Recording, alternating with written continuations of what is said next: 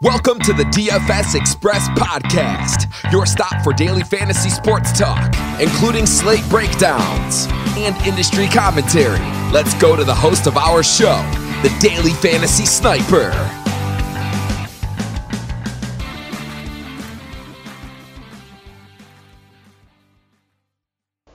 What's up, guys? The DFS Express is back. In today's episode, we are going to be talking about the 2019 Masters.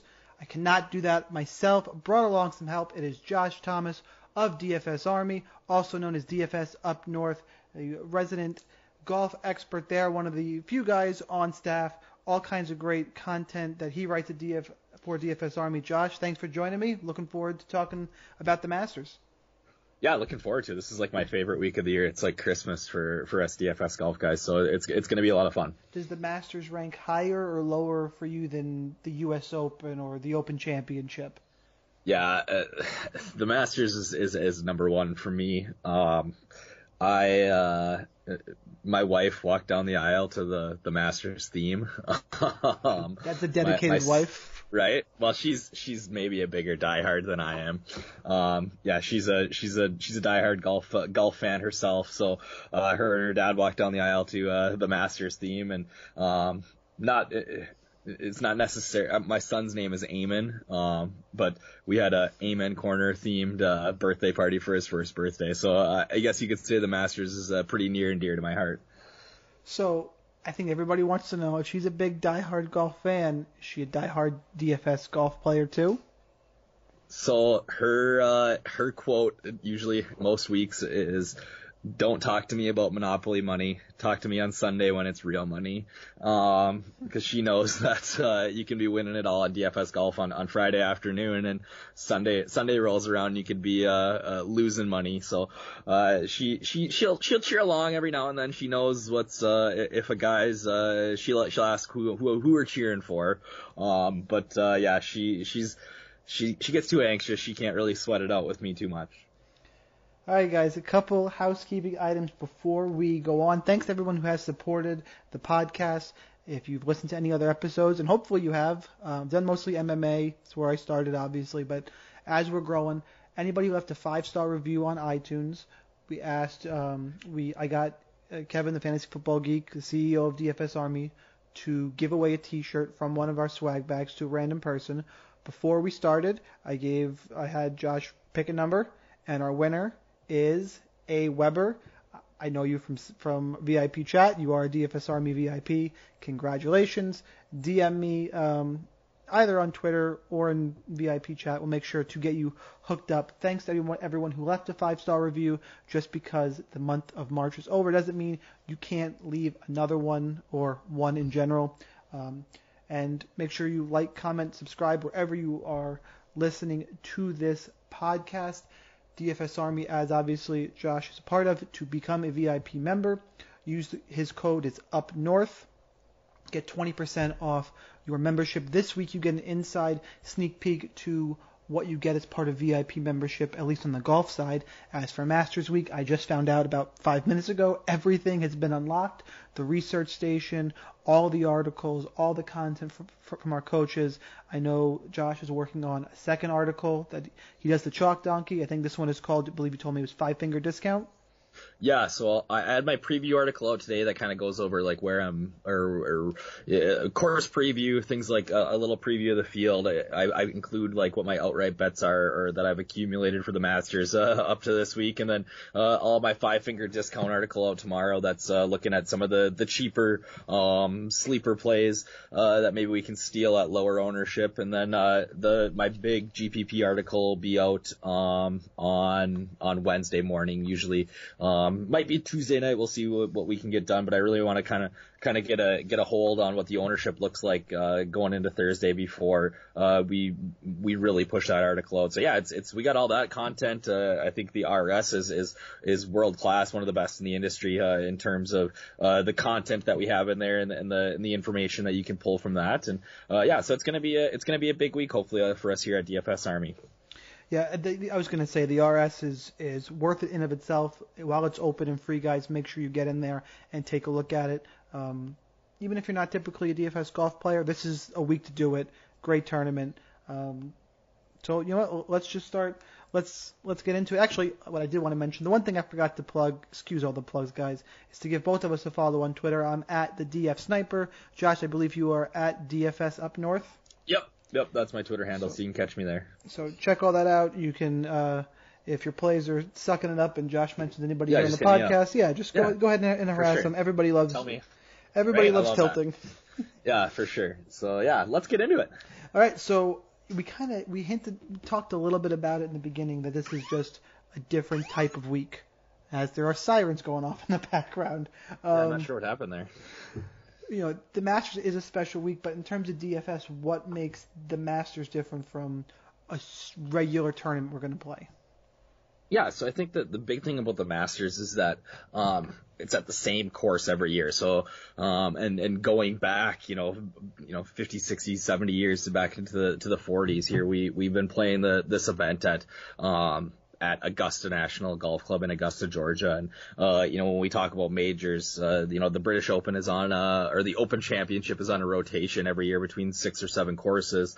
The U.S. Open, is obviously at different courses every year, and same with the PGA Championship. So the fact that we get to come back to Augusta, you see Amen Corner, it's the same holes every year that you're used to. And from a DFS perspective, you feel like maybe that would give you a little bit of an edge, but at the same time, they keep that information very close to your heart. So on a normal week, I'm going to get strokes gain data from the PGA Tour, but Augusta National holds that information very close. So while it is an event that we're very familiar with, and we have an idea of what guys do well there, we don't necessarily have that hard statistical data that we can go off of from previous tournaments every year, just because they don't let us use the shot tracker data.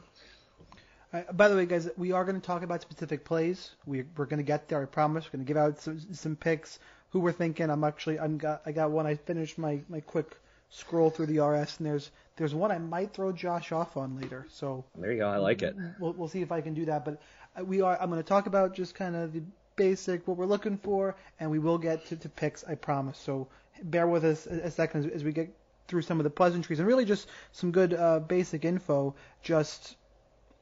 We talked about how this is a different type of week. Is there anything we should be looking for in these practice rounds or things leading into the Masters? Yeah, I always like, I'm a junkie. I like to I was watching guys on the range today, and that's pretty sick. There's baseball going on. Yeah, I know, right? Like it was, but they have the interviews, and then they're talking to guys and talking about practice rounds, and I kind of like to see that stuff. Whether it's a thing like traditionally first timers here really struggle. They have a hard time, reading the greens and things like that. But a first timer this week is a guy by the name of Matt Wallace, coming over from England, and he played his practice round with Nick Faldo today. So obviously got some insider information there. So I kind of like checking out and seeing things like that. But really for me this week, obviously I want to see kind of some of those press conferences, see where guys are at, things like that. But for me, what I'm really watching this week is the weather. They're getting storms right now in Augusta, which is going to soften up the course. They're supposed to get more rain tomorrow. And then obviously it's a little ways out, but we're projecting, 35 to 40 mile per hour gusts, on Sunday when the leaders are teeing off. So, the weather is kind of an area that I'm keeping an eye on, and I might be adjusting my player pool as the forecast, kind of comes around. And that's one thing actually that our VIP members at DFS Army will have exclusive access to. We can't really give it away for free. Is there is a weather guy on staff who will be able to help us out with all that stuff. I knew we were talking about tee time splits in VIP today, and who is going to have an advantage there. You want to touch on that a little bit? So right now, it's hard. It's obviously it's Monday. We're talking about Thursday and Friday. I feel like, no offense to Mark, our weather guy, but sometimes they can't predict what's going to happen in 3 hours. But, it looks like right now that the guys who are going to tee off early on Thursday morning, Those guys will tee off Friday afternoon. Looks like they might get the best of the weather, but after that, the rest of them are going to have to play in some wind, and it tends to with the tall trees there. It tends to swirl a little bit, which makes it difficult for guys, and it seems like experience at Augusta is always, especially when we have weather situations like this, experience is always gonna kind of tend to trump some talent sometimes. Right, so you stole kind of my thunder on the weather question. Yeah, there you go. Sorry. Before we get into picks, the last thing I want to talk about is kind of lineup construction. And I think we can talk about this from a cash perspective. I think from GPP, everybody pretty much knows that in GPP, anything goes. You can build stars and scrubs. You can build balance. Like, you never know who's going to pop and what's going to win. It's why it's a large field tournament. But for me, it's especially, and I think where most people should be focused is cash games. What's a typical build on DraftKings and on FanDuel, both for just golf in general, and does that change now that we have the Masters? Yeah, I mean, it's difficult at what we get at a major is what we call soft pricing. Basically what that means is that, especially at a major where there's only 86 guys like we have this week, the pricing is such that, there's guys with 10K talent level priced at 8,000, you know what I mean, or 7.5. So we're getting guys like a Matt Kuchar, who's arguably the hottest golfer in the world right now, and an excellent cash game play at 7,900 when realistically most people would be willing to pay $10,000 for him. And DraftKings does that so that they can, you can build lineups with all your studs, and at a major where we're getting less, or people who aren't necessarily what you'd consider normal DFS golfers, they want to be able to play those guys that they're comfortable with or that they know. So it does create a little bit of a soft pricing pool, and it's interesting to look at. It's you can make a lot of lineups that you feel really good about, and I think from a cash game perspective, what it does is, like you said, you can build a really, really solid 6x6 unit there with guys that are, I tend to at majors really hammer in my cash games, hammer this mid-tier range. I don't think you necessarily need to jump all the way up to the Rory McIlroys and the Dustin Johnsons. I think you can, and if I was going to in that range, I'm likely going to play more of a guy like a Justin Rose, so you get a little bit of a discount and has never missed a cut at Augusta. But I really like that $8,000 range for cash this week if we're looking at it. But like a normal week, you're not getting that sort of pricing, so you got to make some more difficult decisions than you will this week. All right, guys, let's talk about some picks and plays. We're going to go tier by tier, and I kind of just decided this as you were talking, so hopefully you're okay with it. Let's do it. You're the expert. I play DFS golf. I'm going to go range by range. I'm going to lay out kind of my pick, and then I'll kick it to you to tell us whether I am going to lose money or win money. Basically, it's a good pick or a bad pick. All right, I like it. And then tell us who you would take in that range. So in each range, we're going to go over a couple golfers, but we'll start with those two. And we'll start in the upper range. We're going to go 9,000 and above. I think Rory McIlroy is too easy, as you kind of mentioned. I just quick on him when I was looking. It's, his last 5 events, no worse than 6th, and his last 5 majors, 5 trips to Augusta, no worse than 10th. So I'm not going to do that. I just wanted to throw that out there. Of the upper range, you mentioned Rose. If I'm going to pay for Rose, I'm going to find the 800 more for McIlroy. But in that 9,000 up range, I'm going to go right to the very edge, and I'm liking Paul Casey. 4 straight top 15s at Augusta. Won his most recent event that he played. Has got a couple of top 3s already this season. I think for 9,000, really attractive price point for him. Yeah, absolutely.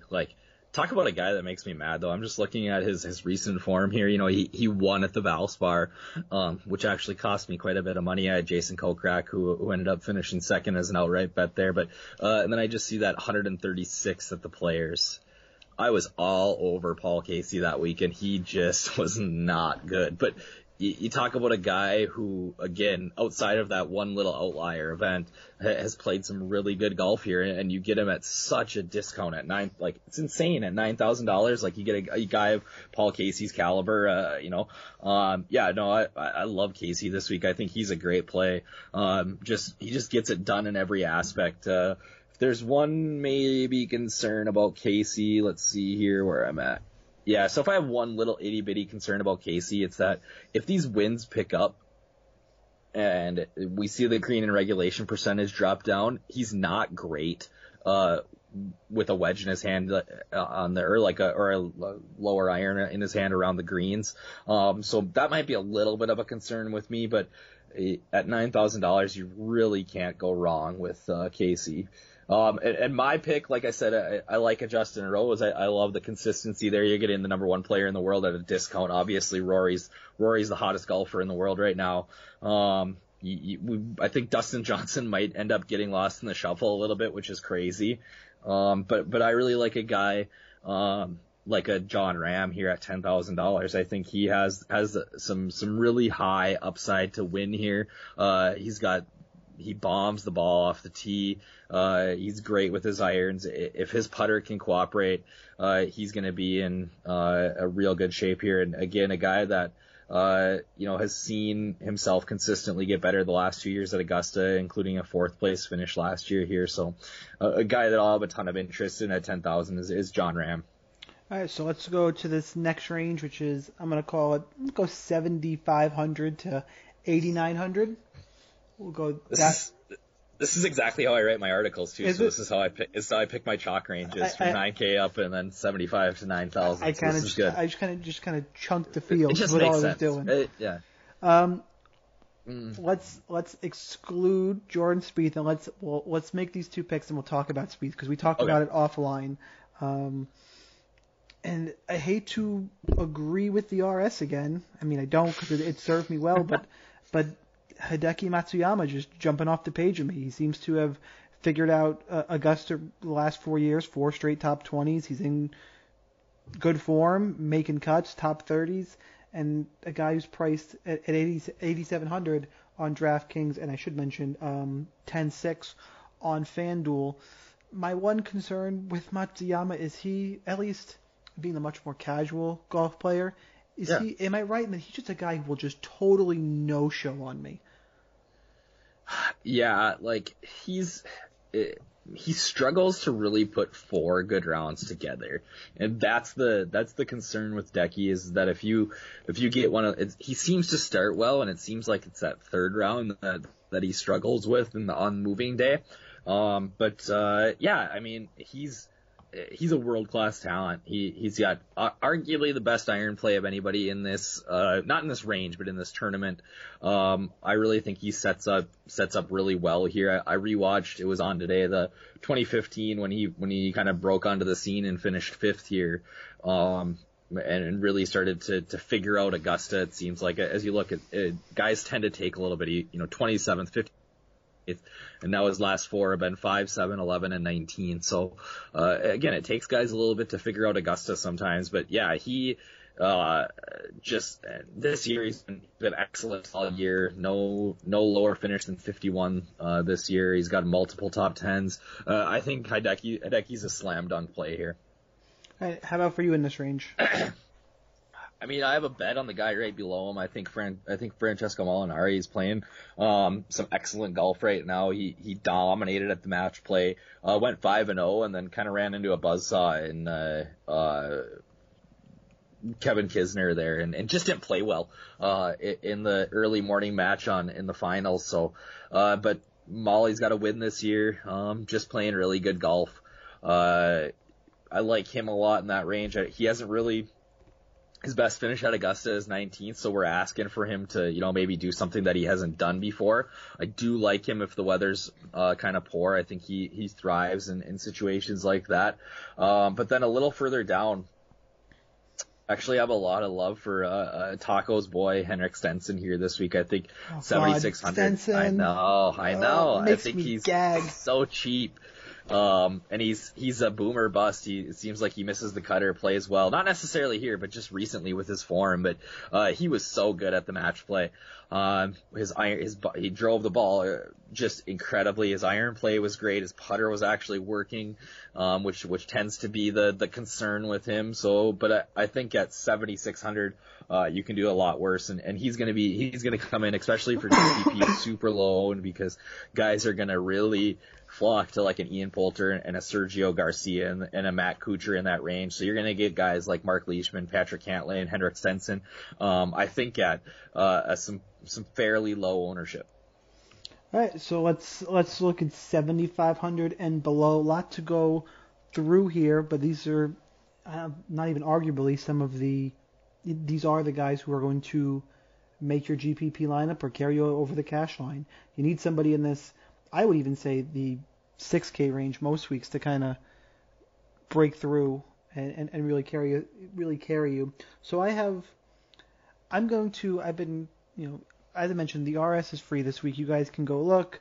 Charlie Hoffman's popping, Kevin Kisner's popping, although I'm not sure I really am in love with the Kisner one, especially if the course is going to be soft.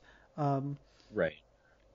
But I want to get to my pick in this range, and I have two. One is that where I kind of alluded to earlier that I was going to try and throw you off, but I'm not going to do that one first. I'm going to go with a different play. I'm looking at Jimmy Walker, all the way down at 6,600. Yes, he's 5 straight top 40s here. His form is not great, but he played well last week. I think he sets up well for the course in 6,600.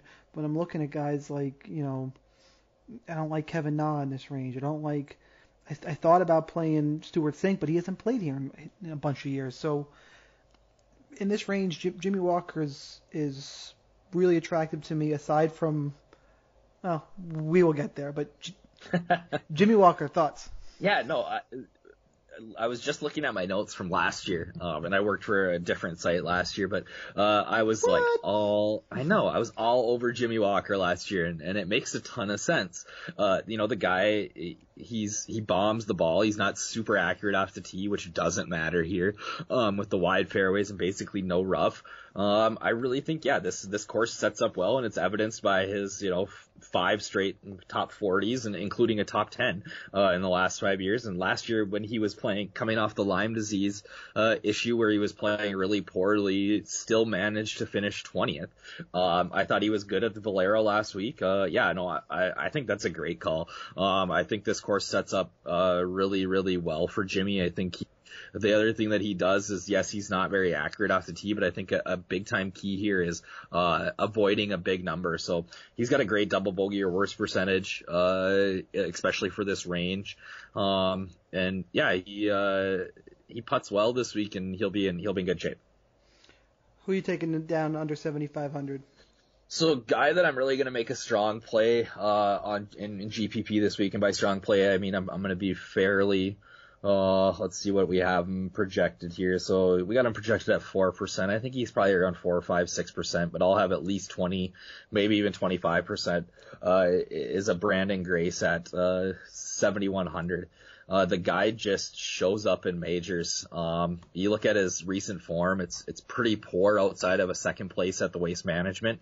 But here's a guy who made it out of his group at the match play 2 weeks ago, beat Dustin Johnson and Hideki Matsuyama straight up. So you're talking about a guy who's in pretty good form when you consider that. It looks like he's lost some weight, which actually might help him a little bit. But I just put it in. This is a little sneak peek to my article for tomorrow. So in his last 4 years, he's participated in all 4 majors, and in that time, he has 5 top 6s, 5 top 30s, and only 4 missed cuts.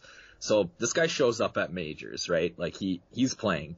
And in that same time frame, Rory McIlroy has played in the exact same amount of events and has the same amount of missed cuts and 1 less top 6. So arguably, Brendan Grace has played better in the majors in the last 5 years in the last 4 years than Rory McIlroy. So I love a guy like Brendan Grace. He just shows up at these events. I think if we see some wind, he gains about 0.6 strokes on average better in windy conditions than his competitors. So if this turns into a little bit of a slop fest, I like a guy like Brendan Grace a ton.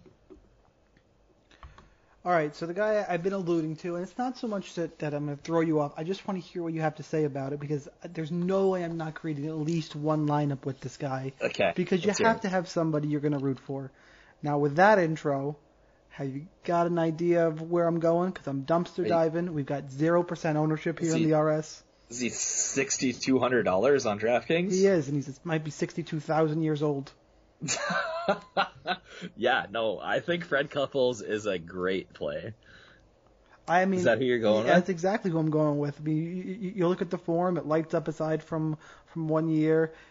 Yeah, he just shows up here, man. It's one of those. It's because we talked about it in the Open. Course history at the Masters and at Augusta matters more than anywhere else. This is like one of 3 PGA events he plays all year, if not the only one now. Like he shows up for, clearly. He's not going to be fatigued. I mean, why not at 6,200? There are tons of worse options than a guy who's got all this green here. Yeah, no, I'm for sure. I love a little bit of Fred Couples. I think he makes the cut no problem. And it's not like it's not like he's not playing either. I just looked it up here. He's 13th on the Champions Tour money leaders this year. He's only played 5 events, made $220,000. So obviously playing decent on the Champions Tour. And I think, again, yeah, you talk about course history and a guy whose game sets up well here. He at 60 years old or whatever he is now, he still hits it a long ways, so he can get it up there and around with the guys. And, yeah, I think he's definitely in play. I think if you look at another old guy, I think Bernhard Langer is, another guy who's in play, not the sort of streak that we're seeing with Freddie there. But again, 38th last year in 2015, was it 15 or 16? He was in the final group there, and just kind of struggled on a Sunday. But a guy who gets it done at Augusta year after year after year. So yeah, I kind of like the old guys down here, especially, we talk about how the first timers really tend to struggle here. You can take a chance on a guy like Lucas Bjerregaard who has great upside, but Freddie Couples, might finish higher than him 70% of the time.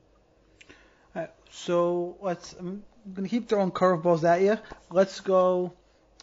Who are you looking at? Who's a potential bust this week? Who's somebody who the field could be on that is got a better, I don't want to say likely, but a better than anticipated chance of busting out and not making the cut here? I alluded to mine. I'm going to take the easy one. I'm going to take Kevin Kisner, who just based on form is going to have some form and price, have some ownership, but it sets up poorly. Yeah, I think Kiz is I don't hate him. I think if the weather forecast was different, I'd like him a little bit. The issue with Augusta is that it's 7,400 yards, and it's not just 74, which is long for a PGA Tour course, but it's not just 7,400 flat yards.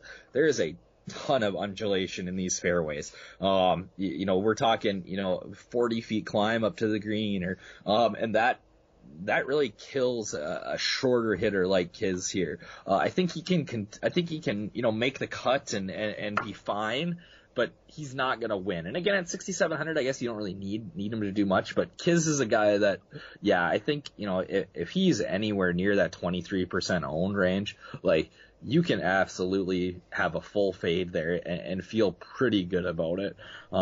That's a ridiculous ownership, especially for a guy at that price range. For me, I would go a little bit higher, or I'm looking at maybe a guy up top that might bust. And I just don't have a ton of faith in Bryson DeChambeau's game right now. I think he's really struggling. I think he'll probably be around 15-16% owned.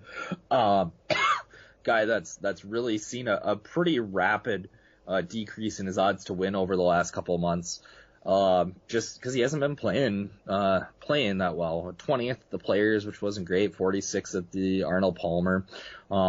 Just doesn't quite have the form coming in, and he's a guy that I'm likely gonna be avoiding quite a bit here. All right, I think we did a pretty good job for our first golf podcast together. Yeah, I want to try and do these at least for the majors, and maybe for sure. Sitting around bored. Is there anything you want to give to the people before we get out of here for the 2019 Masters? Oh, pick to win. Pick to win. Oh, pick to win. I mean, if I have to pick, I probably have 8 outrights right now.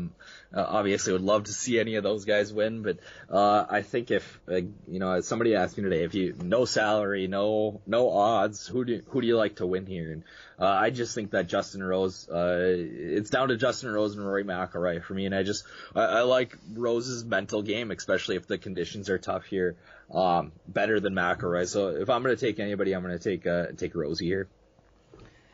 See, you mentioned the two that I think everyone's picking, Justin Rose, Rory McIlroy. My instinct was to take McIlroy. I want to try and be a little different because I'm not the golf guy. So, I mean, if I bust out here, what's anybody going to think? It's not the end of the world, right? I'm gonna say a name we have not mentioned yet. All right, give me Mr. last year's runner-up. Give me Ricky Fowler. All right. I get on board. His game was a little off last week, but we're getting back to Augusta where he's got some good memories, and I can see it. GPP players. I don't think I'm not getting there in cash. No, I don't think you can. I think a sneaky guy who we could be sitting here on Sunday going, man, it just made all the sense in the world. A guy that could be putting on his 3rd green jacket this week is Bubba Watson. I think he could be a sneaky play, and he's a guy that we were talking about in Slack today that I'll for sure be a little overweight on in GPP because guys tend to forget about him. I mean, we're talking about a guy who just finished 4th at the the Valspar 4th, which a course that fits his game like not at all. So he's really clicking on all cylinders right now, and it seems like every time he shows up at Augusta, he's on another level. You know, somebody out there is screaming at their iPhone or car because I set something up earlier. I didn't let us talk about someone, and we never circled back to it. We never talked about Jordan Spieth. What do you do with Jordan Spieth? Like, you plug him in cash, no? I think you look at 3rd, 11th, 2nd, 1st, 2nd. Like, he was so good for 2 days at the Valero. And then in the 3rd round, he played miserable golf for 9 holes, but then found his way back and fought it in. So, I'm not going to let 9 holes really, sway me on Spieth. I think he's not in a great spot right now, but, at 8,900, you can do a lot worse, than Jordan Spieth. And I think if you started your cash lineup with like a Paul Casey and Jordan Spieth together, you're going to be in good shape come Sunday. All right, guys, make sure you are checking out all the great this week free stuff. DFS Army. Go to dfsarmy.com. Become a VIP member. Talk with Josh in our VIP chat. Use the code UpNorth to save 20% off your membership each and every month. I won't go through the whole list of following us on Twitter, but make sure you do that. Like, comment, subscribe. Greatly appreciate it, guys. Always like doing different types of episodes. Think of anything else you would like to have me cover, reach out. Always love talking to you guys. Josh, this was a lot of fun. Thanks for joining me, and hopefully we'll talk on late Sunday as we're counting our money. I mean, I told my wife I have like 25, 30 Millie Maker tickets, so she might as well just quit her job because I'm probably going to be winning that come Sunday. So I don't do that, especially if you have kids. Don't give them the opening to stop working. It is not in your best interest. All right. Hey, appreciate you having me on. All right. Later, guys. Take care.